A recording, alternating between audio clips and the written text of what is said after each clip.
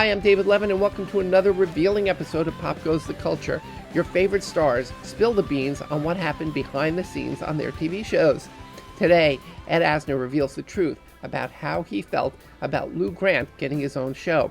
He opens up and talks about season 1 and the painful experience of transforming Lou Grant from a sitcom character to a dramatic character. This is a fascinating conversation from a respected and intelligent artist. When you left, when Mary Tyler Moore show ended and you went on to do Lou Grant, did you reapproach the character? Did you have to redefine the character at all? It was a total nightmare. How so? Well, I got bored talking about it, but it's what happened.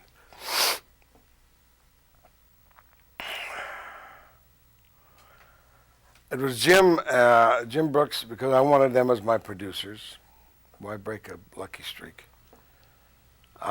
Jim Brooks and Alan Burns' idea, after giving it great thought, to have Lou go into print journalism, which was always his first love anyway. So I said, fine, be an hour show. Oh, okay. And the best it could be in terms of laughs would be a dramedy. So, okay. So, time goes, we come around to start preparing for the show. I almost got hypothermia making the first show. And finally, we debut, which was actually the third show we made of Lou coming to L.A. Now, a half-hour comedy at that point was 3 cameras, live audience, half hour. Lou Grant was an hour, 1 camera, no audience, and a drama. Alan and Jim both said to me, now, we're not going to be down on the set. You're going to have to carry that torch of Lou Grant. You've got to keep the integrity of Lou Grant going, and which will keep the show going. Jay Sandridge came and gave me the same speech. So we start. Nobody involved in that show had ever done an hour series before. So it was learning on the job for everybody.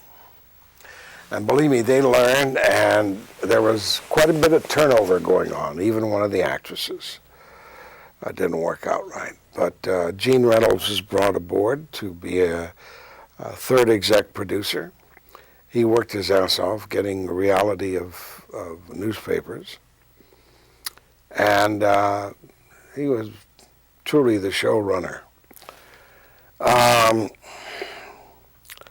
And the show goes on. I'm in therapy at the time.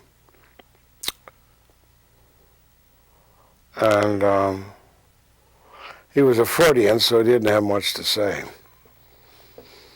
So when the show opened and I finally got around to saying, you seen the show? He says, mm-hmm. I said, what do you think? He says, why do you grimace so much?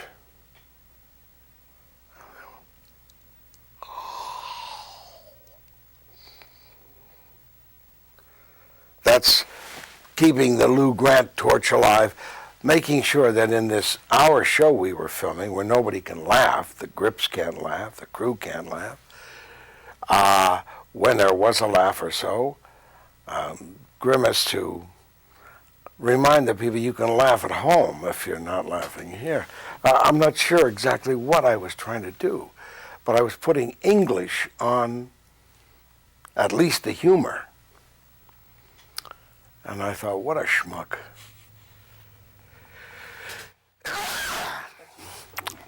That's testament to the cold I have. So that went on for much of that first year, and I tried to cut it down, tried to cut it down, tried to cut it down. And finally came to the realization, I've got to stop this crap. I've got to forget about what Alan and Jim and Jay said. I've got to be me. I had used my 2 older brothers very strongly for Lou Grant on The Mary Show. I shucked my brothers and went into my guts to come up with the Lou I was using on the Lou Grant Show. But it took a long time the shakedown cruise took forever. To such a point that we did very well with our first season, awards, everything. My wife was out of town and alone because the kids were home. And finally, it was time to go back to work for the second season. I told you it would be fascinating. Next time, Pop Goes the Culture goes into more details on Ed Asner's roles in some of the earliest TV miniseries, Roots and Rich Man, Poor Man.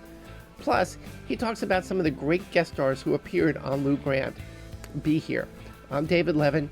Thanks for watching, and don't forget to subscribe. We don't want you to miss a single episode. Don't miss Ask Them Yourself, a live show where you can be part of the conversation at least once a week, 9 p.m. Eastern, 6 Pacific.